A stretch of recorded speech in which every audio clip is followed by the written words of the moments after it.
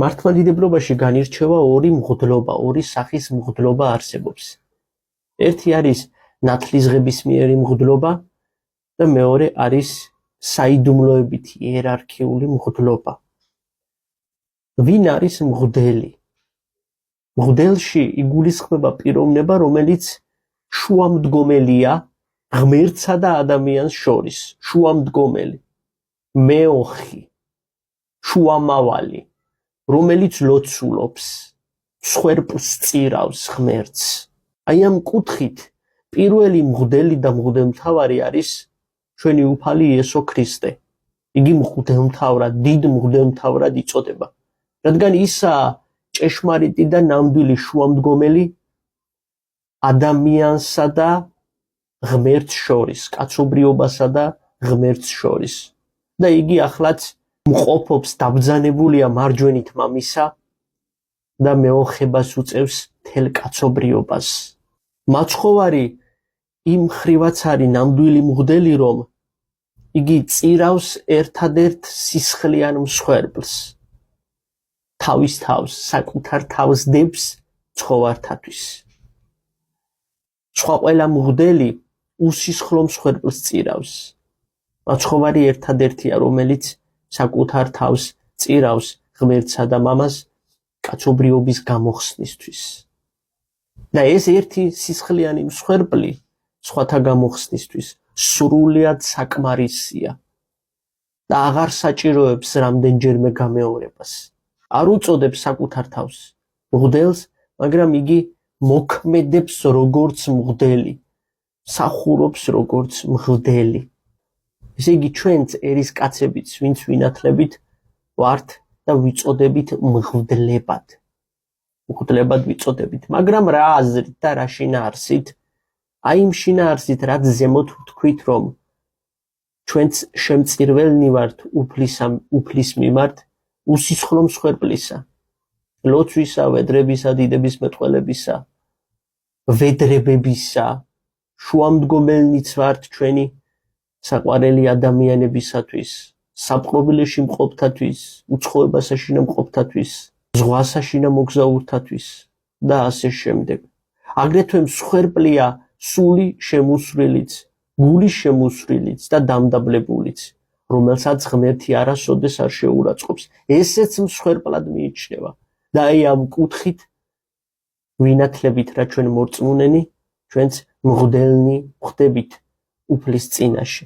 ეს მღვდლობა, ერისკაცული მღვდლობა, არავითარ შემთხვევაში არ უიგივდება საიდუმლოებით იერარქიულ მღვდლობას. არც უნდა გაუიგივდეს, იმიტომ რომ ორივეს წყარო სხვადასხვაა. ერისკაცის მღვდლობის წყარო ნათლისღებაა, მაგრამ არის მეორე მღვდლობა, იერარქიული საიდუმლოებითი მღვდლობა, რომლის წყაროც არის ხელდასხმის საიდუმლო, ანუ სხვა საიდუმლო. და ამ ხელდასხმის საიდუმლოს ქვია ხიროტონია. ქიროტონია, ანუ ხელების დადების, ხელდასხმის იგივე საიდუმლო. აი ამ ხელდასხმის საიდუმლოში, როდესაც ადამიანი იღებს მონაწილეობას, მასზე გადმოდის სულიწმინდის მადლი და ამ მადლის საფუძველზე იგი ხდება ისეთი ძალმოსილების მქონე, ანუ ისეთი უფლების მქონე, რომ მას შეუძლია აღასრულოს ისეთი მსახურებები, რაც ჩვენ ერისკაცებს არ შეგვიძლია რომ აღვასრულოთ. არ შეგვიძლია. არსებობს ასეთი გამოთქმა ღვთისმეტყველებაში, სამოციქულო მემკვიდრეობა, აპოსტოლიკი დიადოხი, სამოციქულო მემკვიდრეობა. აი ამ სამოციქულო მემკვიდრეობაში იგულისხმება ორი რამ. პირველი, მოციქულთა რწმენა, მაგრამ სამოციქულო მემკვიდრეობაში იგულისხმება მეორე რაღაცაც და ეს მეორე რაღაცა არის სულიერი ძალაუფლება. პნევმატიკი ექსუსია, სულიერი ძალაუფლება. აი სულიერი ძალაუფლება, რომელიც მოციქულებს ჰქონდათ. და რა იგულისხმება ამ სულიერ ძალაუფლებაში? იგულისხმება პირველ ყოვლისა ცოდვათა შეკვრისა და განხსნის, ანუ ცოდვათა მოტევების ძალაუფლება. ცოდვათა მოტევების და შემდგომ მერე ეს სულიერი ძალაუფლება კიდევ სხვა მსახურებებში წარმოჩნდა და რა მსახურებებია ეს? ეკლესიის წინამძღოლობა, სულთა დამწყსვა და ამავე დროს სიმართლის განსჯაც.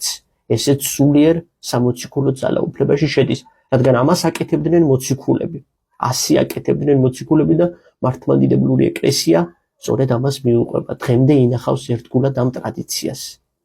აი ეს სამოციქულო მემკვიდრეობა დაუნჯებულია, ჩათესილია და მყოფობს არა ნათლისღების მიერ მღვდლობაში, რასაც ჩვენ ვიღებთ.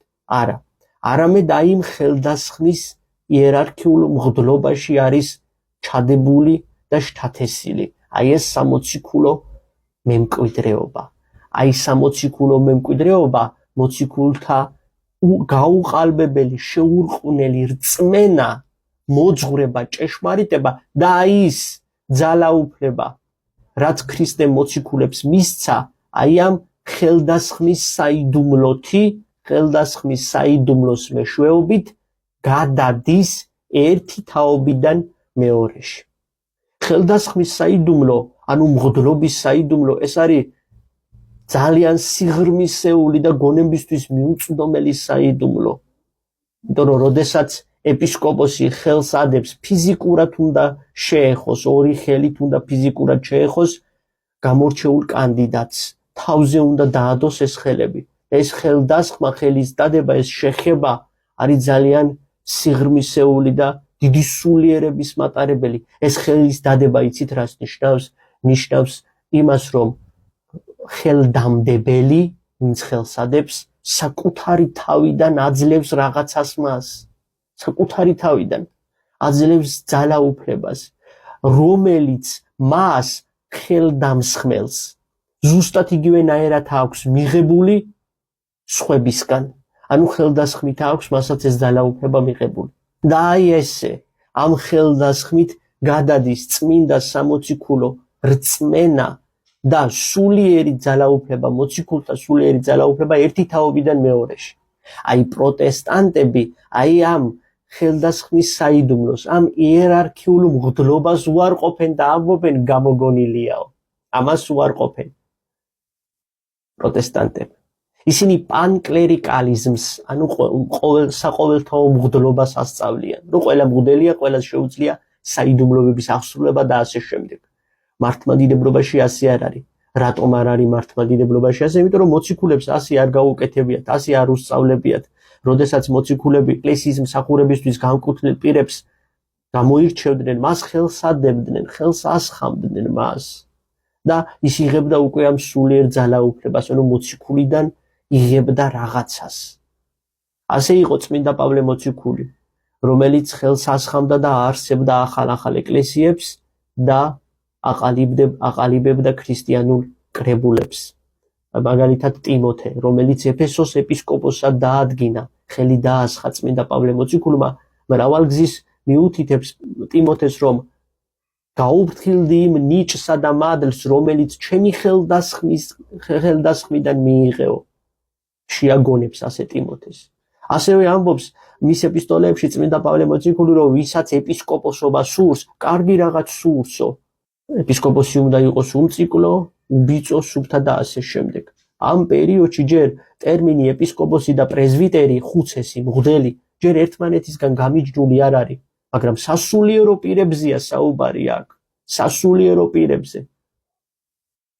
სასულიერო პირები აბა სად იხსენიება ტერმინი სასულიერო პირებიო სახარებაში, წმინდა წერილშიო. თვითონ ტერმინი სიტყვა სასულიერო პირი არ იხსენიება, მაგრამ ის მსახურება, რასაც სასულიერო პირი აღასრულებს, ის მსახურება მოციქულები აკეთებდნენ და იმას აგრძელებენ ახლა სასულიერო პირები. თვითონ ტერმინი არ იხსენიება, მაგრამ ის მსახურება, მაგრამ ამ ტერმინის მფლობელი იმ მსახურების აღმასრულებელია, რაც მოციქულთა დროიდან მოდის და მოციქულებმა ჩაუყარეს საფუძველი. არა მარტო ეს, როდესაც მოციქულები ხედავდნენ, რომ მათი ამ ქვეყნიდან გასვლის ჟამი დგებოდა, ისინი თვითონვე გამოარჩევდნენ ღირსეულ ადამიანებს საკუთარ მემკვიდრეებად და ხელს ასხამდნენ და ხელს ადებდნენ, რომ ეწინამძღვრად ეკლესიისთვის და აი ის უწმინდესი მოძღვრება, რაც მოციქულებს ქრისტემ უმემკვიდრევა,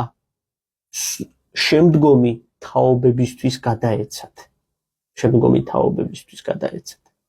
ამიტომ არ შეგვაცდინოს არავინ და ჩვენ მაქსიმალურად ახლოს ვიყოთ ჩვენს დედა მართლმადიდებელ ეკლესიასთან და მაქსიმალურად ახლოს ვიყოთ ჩვენს სულიერ მოძღვრებთან და ხშირი კომუნიკაცია, ხშირი კავშირი საუბრები გქონდეს ჩვენს სულიერ მოძღვრებთან, რომ იცოდნენ სად ვართ, რას ვაკეთებთ, რომ მარადის მათი ლოცვა კურთხევის ქვეშ ვიყოთ.